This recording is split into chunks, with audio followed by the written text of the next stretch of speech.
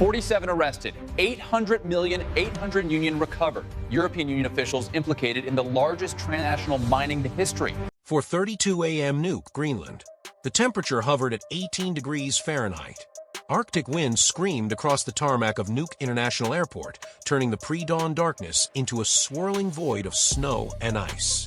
6 black Suburbans sat idling near Hangar 7, exhaust plumes rising like ghosts into the frozen air. Inside the lead vehicle, FBI Special Agent Marcus Holloway checked his watch. For minutes until breach.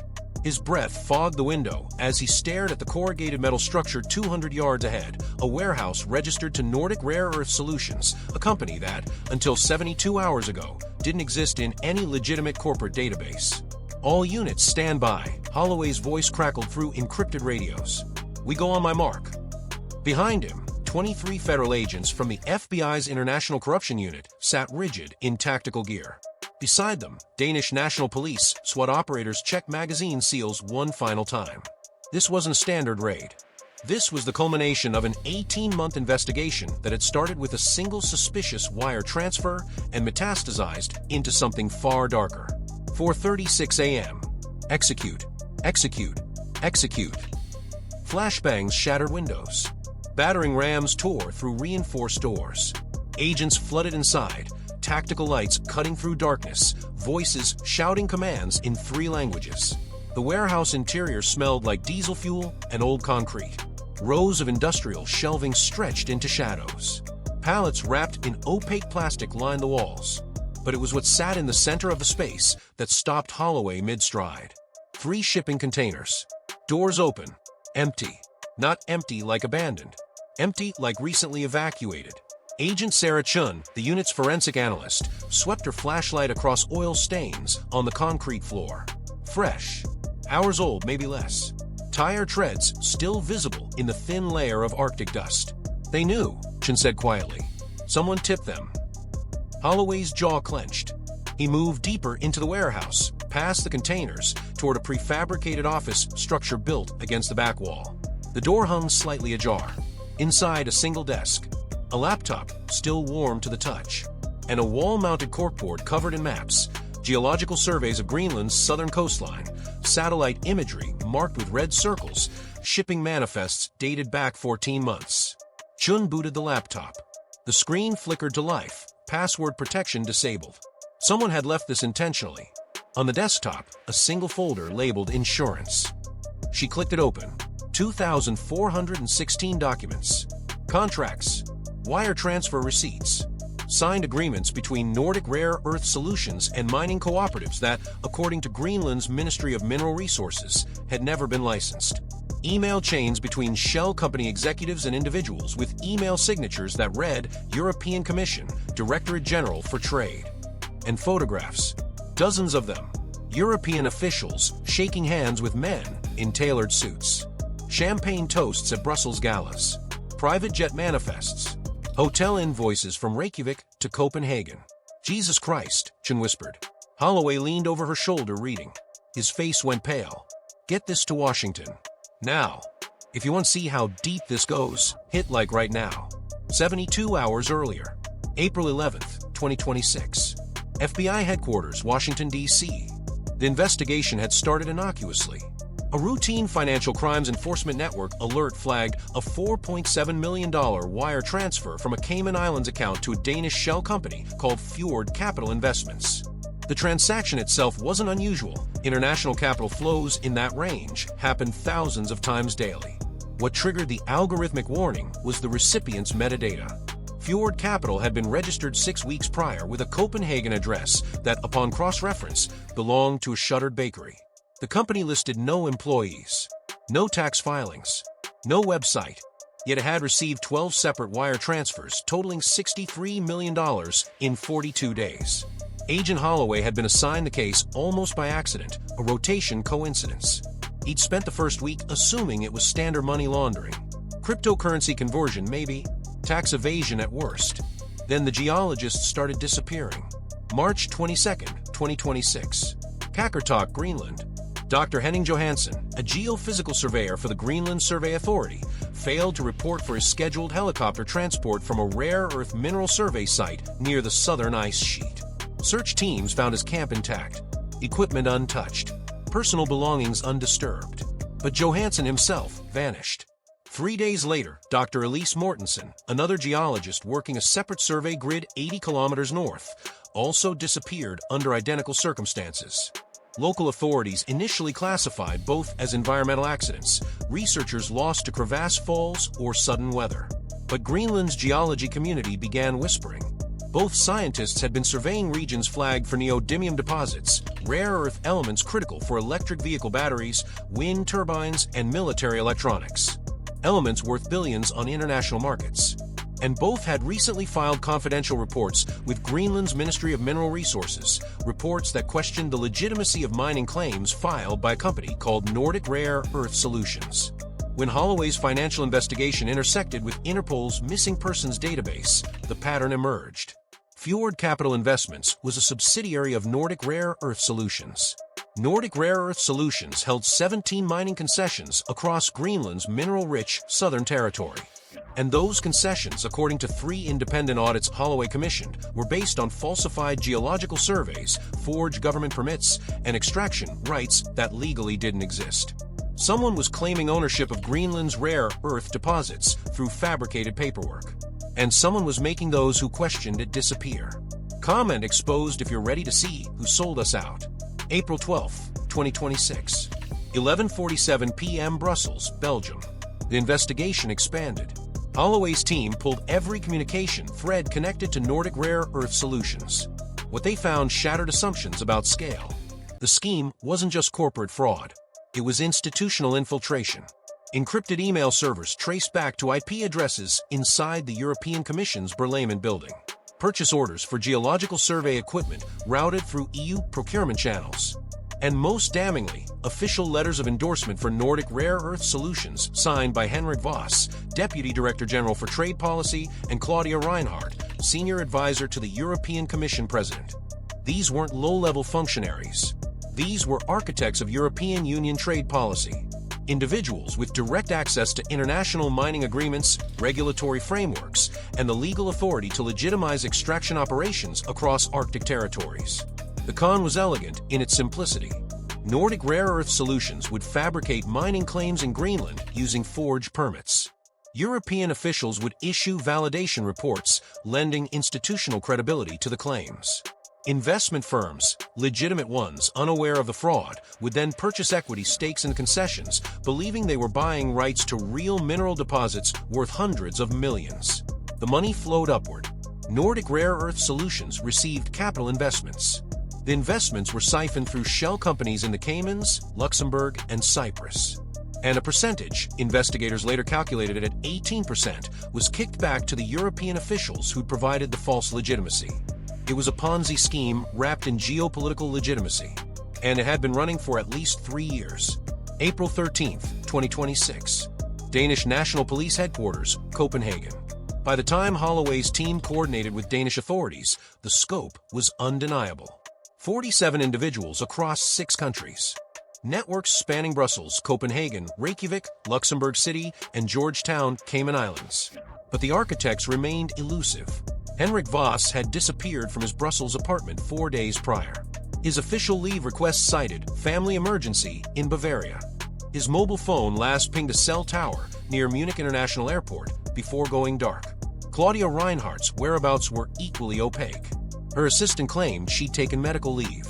Her Luxembourg bank accounts showed wire transfers totaling 14 million euros executed in the 72 hours before her departure.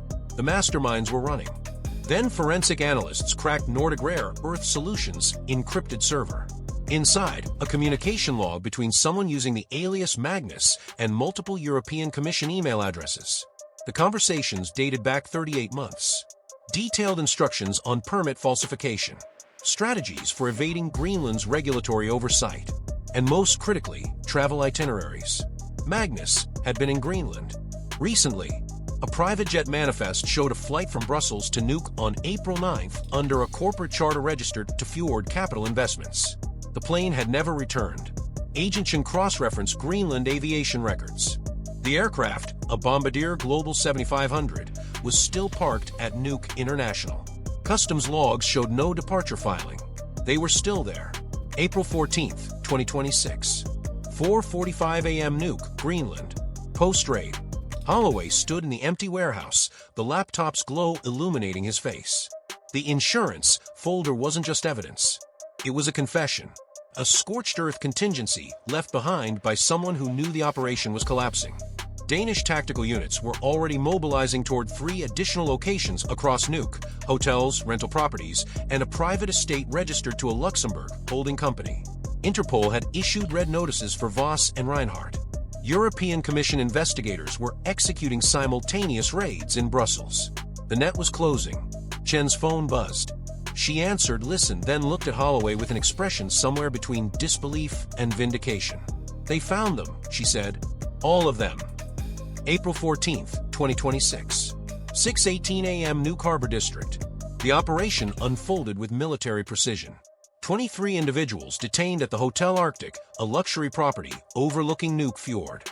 12 more arrested at private rental homes in the city's eastern suburbs. And at a sprawling glass and timber estate perched on a cliff above the harbor, Henrik Voss and Claudia Reinhardt. They hadn't fled.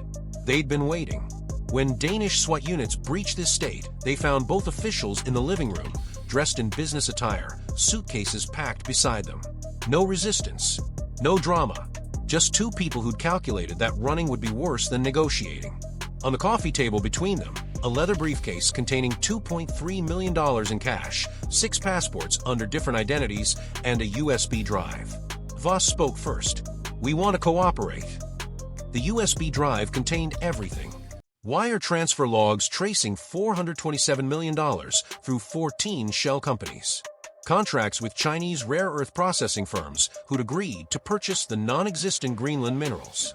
Recorded phone conversations with investment bankers in London and New York. And most devastatingly, evidence of at least 9 other European officials involved in parallel schemes across lithium extraction in Bolivia, cobalt mining in the Congo, and nickel operations in Indonesia. This wasn't an isolated scam. It was a template, a repeatable model for exploiting regulatory gaps in international resource extraction. By noon, the arrests had reached 47. April 15, 2026. FBI headquarters, Washington, D.C. The final tally staggered even veteran agents. $800 million recovered. Assets frozen across 23 bank accounts in 11 countries. Real estate seized in Brussels, Copenhagen, Luxembourg, and the Cayman Islands. Private jets, luxury vehicles, and offshore trust accounts all locked down by coordinated international warrants. 14 mining concessions revoked. Greenland's Ministry of Mineral Resources voided every permit associated with Nordic Rare Earth Solutions. Legitimate mining companies that had unknowingly invested in the fraudulent claims were offered partial restitution through recovered assets. 47 arrests. European Commission officials, shell company executives, investment intermediaries, forgers, and the geologists turned conspirators who'd fabricated the original surveys. Charges range from wire fraud and money laundering to international corruption and, in the cases of the missing geologists, suspected kidnapping and conspiracy to obstruct justice.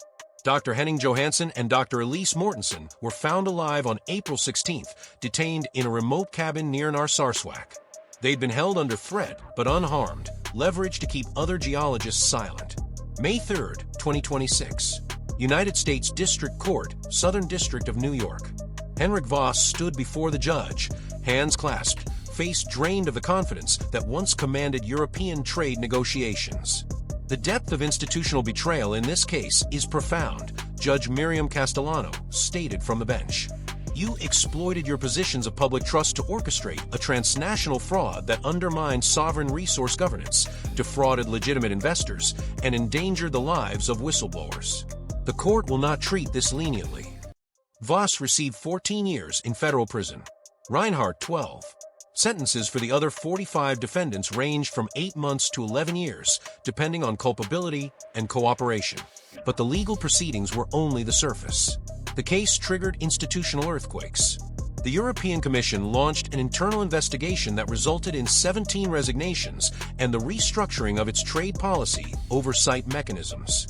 Greenland implemented blockchain-verified mining permit systems to prevent future falsification. And international regulatory bodies established new protocols for cross-border resource extraction audits. Yet what haunted investigators wasn't the scale of the fraud. It was how easily it had operated. Power doesn't always need violence, Agent Holloway told a closed congressional hearing 6 weeks after the arrests. Sometimes it only needs complexity, distance, and institutional trust. These weren't criminals in the traditional sense. They were bureaucrats who understood that systems designed to prevent fraud can also hide it, if you know which forms to file. One victim, a Norwegian pension fund manager whose organization lost $47 million to the scheme, said it plainly: "We trusted the signatures. We trusted the letterheads. We trusted that people in those positions wouldn't lie. That trust is gone now." This story is a fictional dramatization, but the mechanisms it describes are real. Transnational financial fraud increasingly exploits regulatory gaps between sovereign jurisdictions. Rare earth mineral markets, in particular, operate in a legal gray zone where claims verification remains inconsistent and institutional oversight fragmented. The real question isn't whether schemes like this exist. It's whether we're watching closely enough to catch them. Corruption doesn't announce itself with explosions and dramatic raids. It whispers through email threads and falsified permits. It hides behind institutional credibility and complex financial instruments. And it thrives in the assumption that people with titles and positions are automatically trustworthy. The FBI, Interpol, and international regulatory agencies continue monitoring rare earth markets, Arctic resource claims, and cross-border investment flows. Forensic accountants now routinely audit geological survey data against satellite imagery. Whistleblower protections have been strengthened across European Union member states. But systems are only as strong as the people operating them. The 47 individuals arrested in this operation believed they'd insulated themselves with complexity. They believed distance would protect them. They believed institutional trust was an infinite resource to exploit. They were wrong. But how many others are making the same calculation right now? How many shell companies are filing permits for resources that don't exist? How many officials are signing documents they never verified? The question is, will we catch them before it's too late? Hit subscribe so you see what happens next when institutional corruption meets international justice. Share this video so people understand how financial fraud hides behind bureaucracy. Comment vigilance below if you believe transparency is the only defense against systemic corruption. Tap like so more people see this story and understand the fragility of institutional trust. Because the next scam is already being planned. The only question is whether we'll be watching.